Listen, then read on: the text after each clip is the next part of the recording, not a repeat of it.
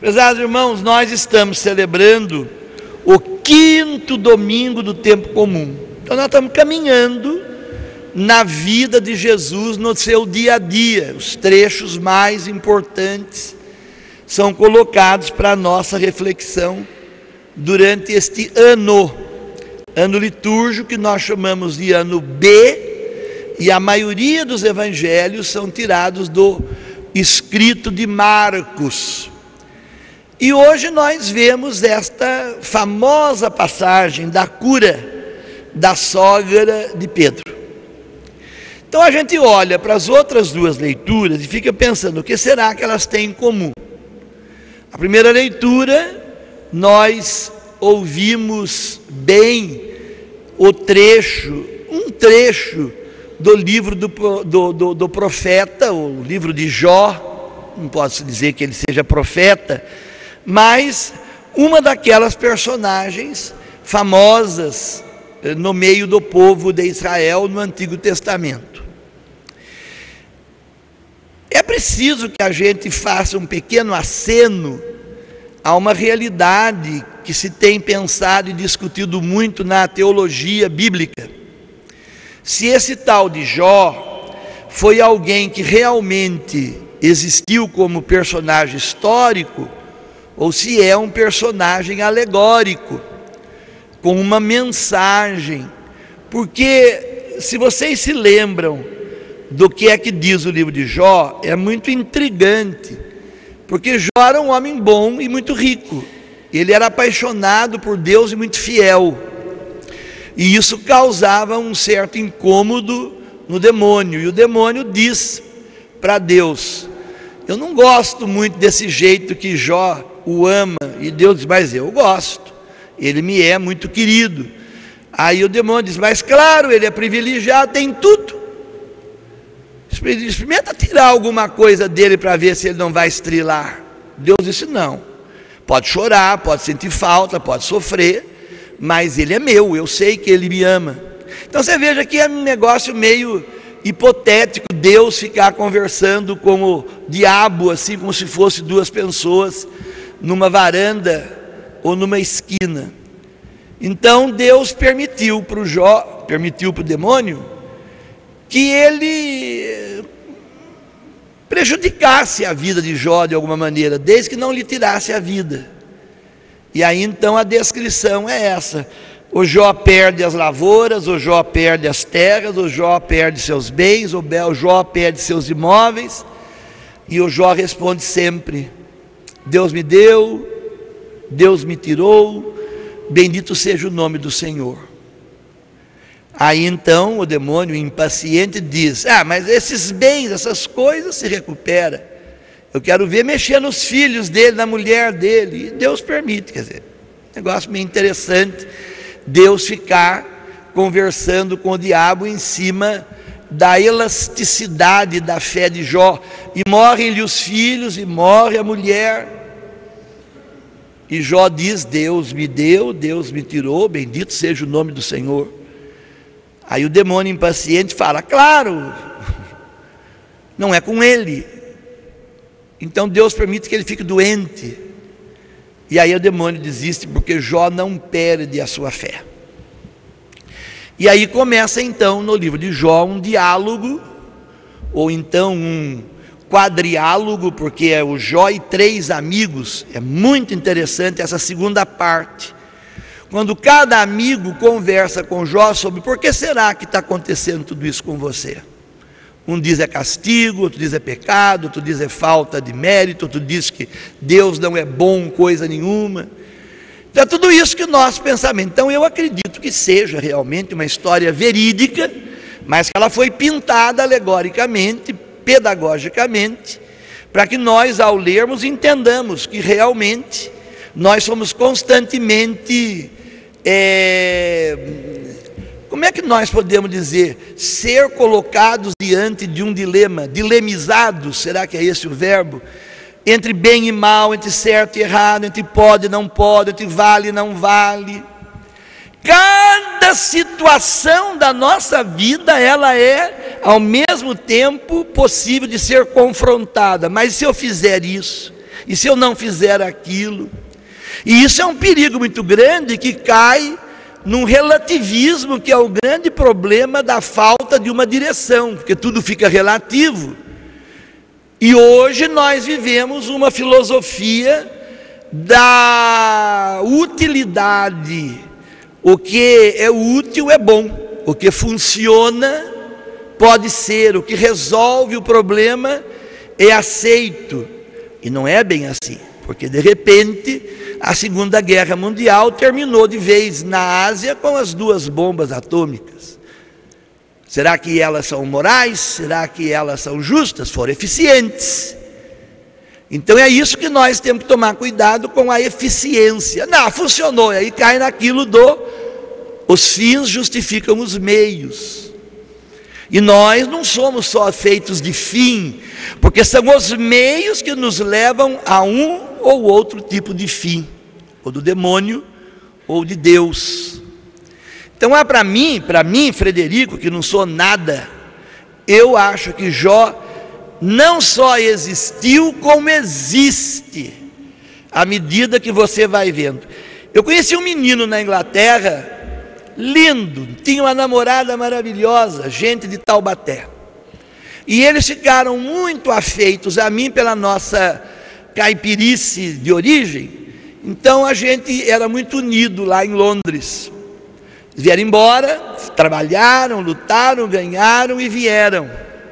Investiram em casa, em negócio, no amor deles dois, até que chegou um dia, ele chegou nesta porta aqui e disse para mim: Padre Fred, eu sou o novo Jó, perdi meu dinheiro, perdi meu negócio, perdi minha casa, perdi minha mulher. Eu olhei e disse: Deus te deu, Deus te tirou, bendito seja o nome de Deus. E a única coisa que eu pude fazer é: vamos tomar um café. Mas ele não foi, porque de certo, esse é o problema com o padre, quando fala vamos tomar um café, a turma já pensa: eu vou ter que pagar, eu estou ruim de bolsa, então não vou levar o padre. É um problema. Às vezes você quer contratar um pedreiro, o pedreiro não vem porque pensa que é de graça. Mas isso não tem problema, porque se for de graça é melhor. Meus queridos, o Jó viveu e vive. Quantos de nós aqui não estamos agora vivendo a sensação da perda? E a pior perda é daquilo que eu nunca tive. É o que eu chamo de saudade prospectiva. Quando você tem saudade de uma coisa que você teve, que você viveu, você pode viver pelo menos de lembranças. Mas quantos de nós que têm saudade de uma coisa que nunca chegou? No começo a esperança, depois fica expectativa, depois fica ansiedade, depois fica desespero, ou depois fica Jó, nada. Nós perdemos de tantas maneiras, tantas coisas, tantos bens. E é claro que Jó é colocado na Bíblia como aquele que diz: o que é a vida? É o fim do trechinho de hoje, é um sopro. Eu posso não ver a felicidade nunca mais, mas eu estou indo para a terra do sempre. Jó não perdeu, esse é a moral da história. Não voltaram as terras, não voltaram os filhos, não voltou a mulher, os amigos foram embora, porque ele não significava mais nada, não tinha mais nada para dar, então ficou sozinho. Mas no cúmulo da sua solidão, no auge da sua perda, ele viu que ele tinha Deus. Paulo, na segunda leitura, de uma maneira muito mais altruísta, muito mais, eu diria, cheia de sua volitiva, de vontade, não é voluntariosa, mas com vontade, diz: olha, eu podia cobrar o evangelho que eu prego, porque eu faço com muita eficiência. Eu sei que eu podia exigir, mas eu queria que vocês soubessem que eu não quero ser pesado para ninguém, e eu faço tudo o que eu faço por amor. eu renunciei o sinédrio, eu renunciei o grupo dos fariseus, eu renunciei as casas que o templo me dava, eu renunciei tudo. Ele não fala, mas até o casamento, a mulher, os filhos, que era uma imposição, ainda mais para os fariseus. Eu não sei, mas eu imagino Paulo muito jovem quando se converte, porque os judeus se casavam muito cedo e Paulo ainda estava solteiro, e para ser membro do sinédrio ter-se-ia que ser casado, e ele renuncia toda essa perspectiva ou prospecção a hora que encontrou Cristo e disse: eu me fiz escravo. Ele perdeu, o Jó perdeu por causa daquela conversa entre aspas de Deus e do diabo, mas Paulo perdeu tudo porque encontrou um bem maior. E ele dizia: com os fracos eu me fiz fraco, com todos eu me fiz tudo, nem que seja para ganhar alguns. Então o ganho dele não era ele, era alguns. Então, de uma maneira ou de outra, nós estamos aqui nessa situação. Muitos de nós que perdemos porque perdemos, e muitos de nós que tiramos da boca por amor. Eu ainda acho que existe essa atitude paulina muito bonita na família. Eu vejo pai que entrega, que dá, que se anula porque um filho precisa. Isso ainda existe. Não pense que é o conto da carochinha ou só aconteceu com São Paulo. Eu vejo ainda maravilha dentro do lar, mãe que tira da boca para alegrar um filho. Agora, de graça ou coagido, a perda é sempre perda. A perda é um buraco. E digo mais, a perda para trás e pior a perda para frente. Quando você vê a falta de perspectiva, a falta de... Como muitas vezes, eu confesso, tem dia que eu levanto de manhã, sento na beira da cama e digo assim para mim mesmo: tudo de novo, do mesmo jeito, sem mudar nada. A vontade de voltar para a cama e de a gente se enrolar no lençol, como se fosse ainda a placenta dentro do útero da mãe e não ser parido para mais um dia igual o que foi ontem, e que daqui a 30 anos vai ser a mesma coisa. Aí é a hora que você diz que vontade de ir embora. É um sentimento de perda, mas é um sentimento que não leva a nada. Não é Deus que quis, mas ele vai se tornando perda à medida em que eu não me assumo, no sentido de que seja um dia diferente. Então o evangelho de hoje arremata essas duas figuras: aquela que sofreu a perda por uma contingência do alto, ou aquele personagem que perdeu tudo porque assumiu uma outra alternativa. Essas duas realidades que nós podemos estar passando aqui. Você que perdeu um marido, perdeu a mãe, perdeu o pai, e quando perdeu para o cemitério ainda, meus pêsames. Mas quando a gente perde dormindo na mesma cama da gente, aí nem se tem o que dizer.